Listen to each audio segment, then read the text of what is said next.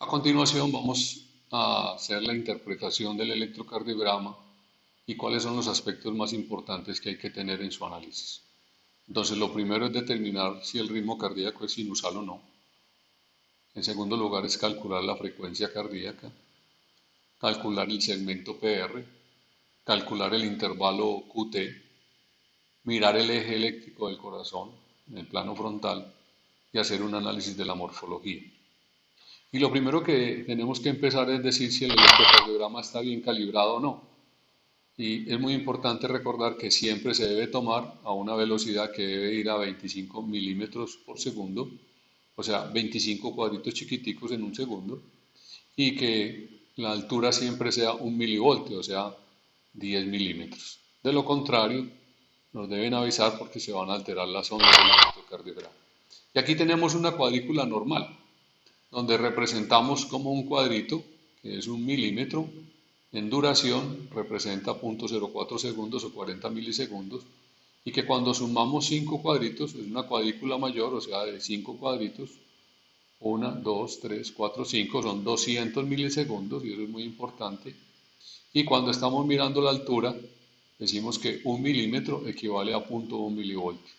Eso es fundamental cuando estemos hablando de la duración y la amplitud de las ondas del electrocardiograma.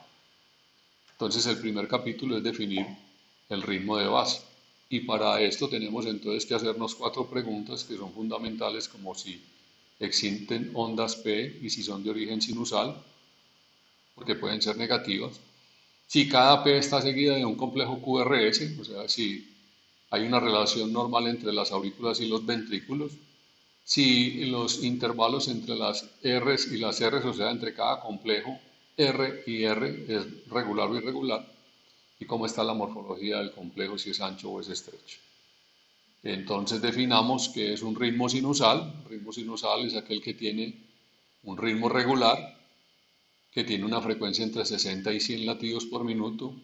¿Y eso por qué? Pues porque el automatismo normal del nodo sinusal está entre 60 y 100. Siempre va a haber un intervalo PR constante, o sea, siempre va a haber una activación auricular seguida de una activación ventricular, y siempre va a tener ondas P positivas en las derivaciones 2,3-ABF, según la teoría del dipolo que explicamos en uno de los capítulos anteriores. Y aquí tenemos entonces lo que es un ritmo sinusal normal. Hay una onda P seguida de un complejo QRS con una repolarización normal. El PR es constante y la relación entre un complejo y otro complejo prácticamente es constante. Esto es lo que define entonces un ritmo sinusal normal. Recordemos entonces los automatismos del corazón, como el nodo sinusal siempre está despolarizándose entre 60 y 100 latidos por minuto, y recordemos en el sistema de conducción normal los otros focos, como son los focos auriculares ectópicos que están entre 60 y 100 por minuto, los focos del tejido de la unión que van a 40 a 60, y los focos ventriculares que tienen un automatismo mucho más bajo que está entre 20 y 40 por minuto, que es taquicardia sinusal. Entonces, se conserva la definición de sinusal como ritmo regular, como intervalo PR constante y onda P positiva. Lo que cambia es que la frecuencia está por encima de 100 por minuto. Y eso es lo que estamos viendo en este trazo del electrocardiograma, donde vemos una P seguida de un complejo QRS, o sea que hay una P positiva con un PR constante, con una R constante. Pero lo que llama la atención aquí es que cada latido está muy pegado del uno del otro. Pues sí, porque tiene una taquicardia, y es una taquicardia sinusal que está por encima de 100 latidos por minuto.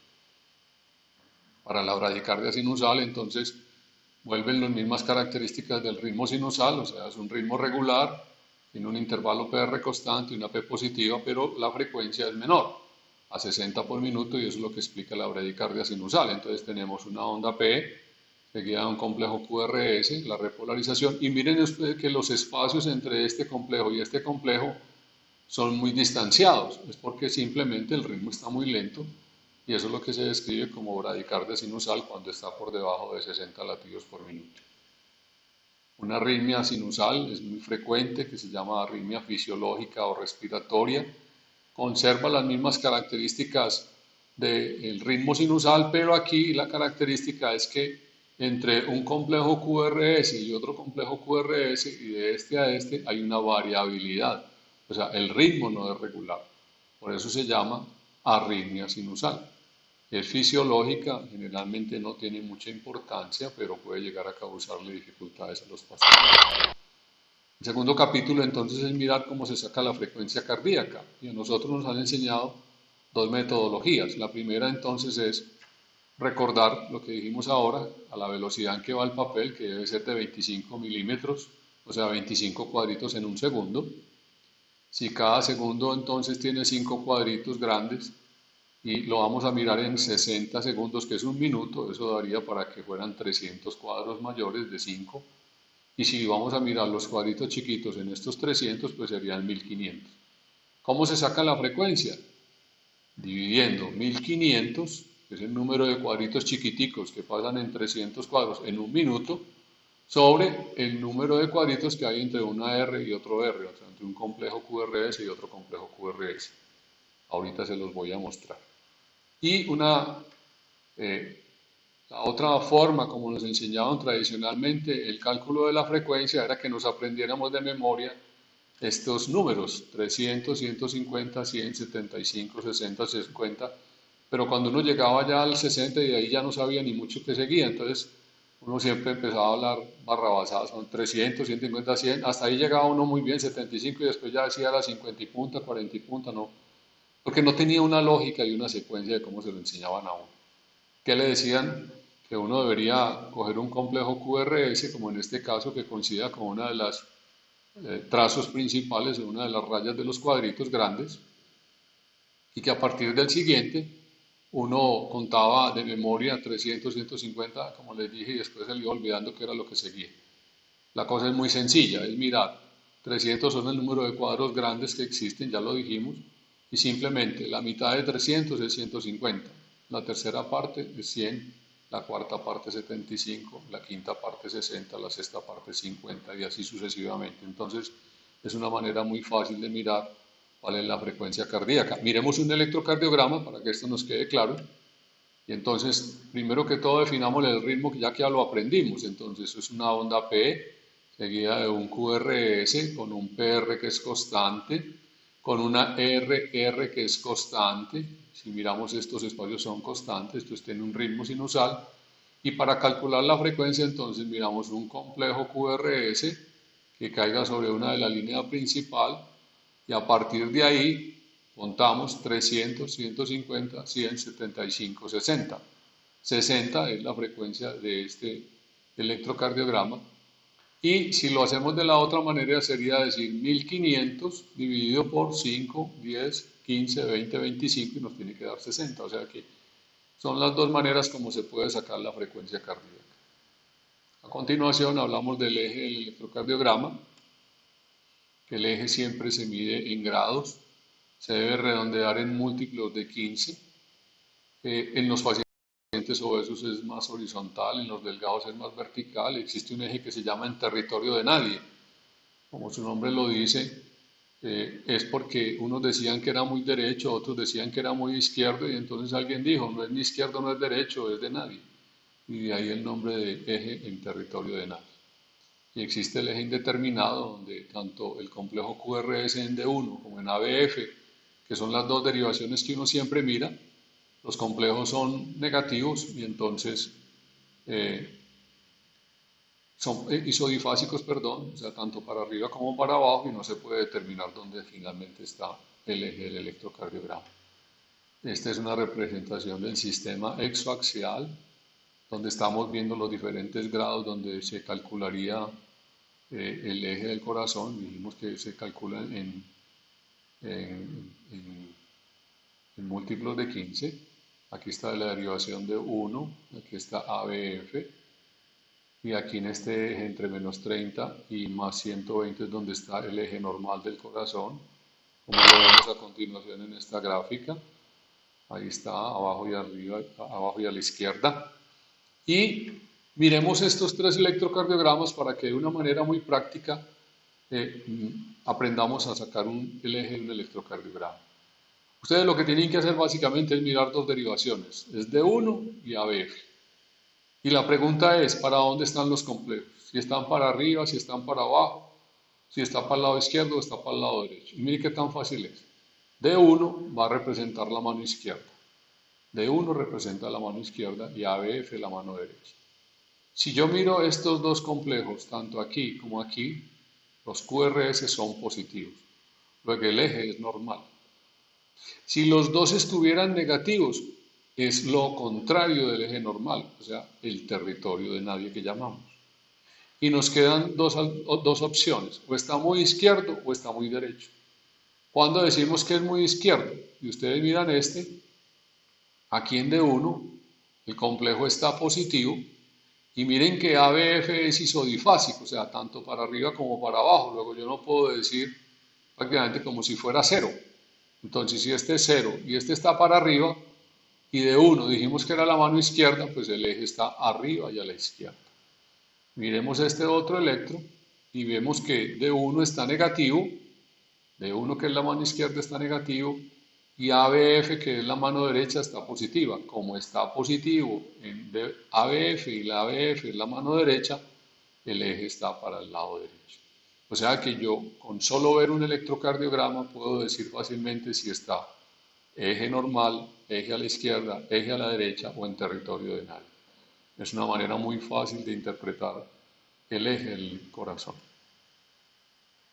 Hablemos entonces seguidamente de lo que es la onda P, que es la activación tanto de la aurícula derecha como de la aurícula izquierda, que tiene unas medidas que son duración menor de 120 milisegundos con una amplitud de 0.25 milivoltios.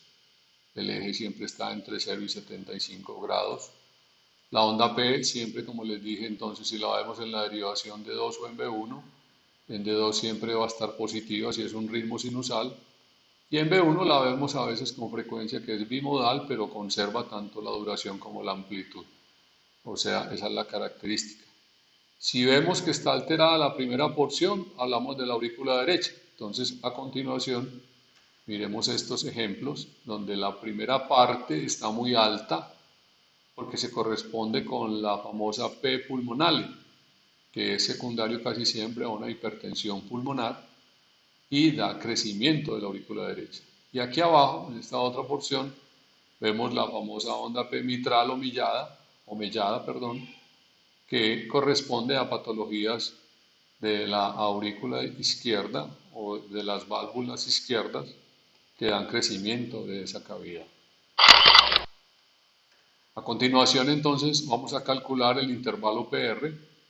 El intervalo PR siempre se mide desde que empieza la P hasta que empieza el complejo QRS, que muchas veces es una Q que no se ve, y entonces por eso decimos PR. Es un valor que tiene de 120 a 200 milisegundos. ¿Y por qué es importante determinar su valor? Porque vemos que cuando el intervalo es menor de 120, puede que esté asociado con una vía acelerada, que es el famoso Wolff-Parkinson-White o el famoso síndrome de preexcitación. Y si es mayor de 200 milisegundos, posiblemente estamos viendo un bloqueo auriculoventricular de primer grado. Estas son patologías que después vamos a repasar en un capítulo posterior. Por último, hablamos del QT corregido, que es muy importante calcularlo, sobre todo cuando los pacientes están tomando antiarrítmicos, porque se pueden producir fenómenos de puntas torcidas que pueden originar la muerte del paciente. Se llama QT corregido y fue un método descrito por Bassett, y se llama corregido porque se relaciona con la frecuencia cardíaca. Cuando uno tiene una frecuencia cardíaca muy baja, el QT tiende a ser mucho mayor. Cuando tiene una frecuencia cardíaca alta, tiende a ser mucho menor. ¿Cómo se saca? Se mide el complejo QT, cualquiera del paciente, y se va a dividir sobre el RR precedente a ese QT. Eso es muy importante, el RR precedente a ese QT. Y eso tiene unos valores de normalidad, en los hombres menor de 0.39 y en las mujeres menor de 0.41. Yo espero entonces que de esta manera haya quedado de una manera fácil de comprender cómo se interpreta un electrocardiograma. Muchísimas gracias.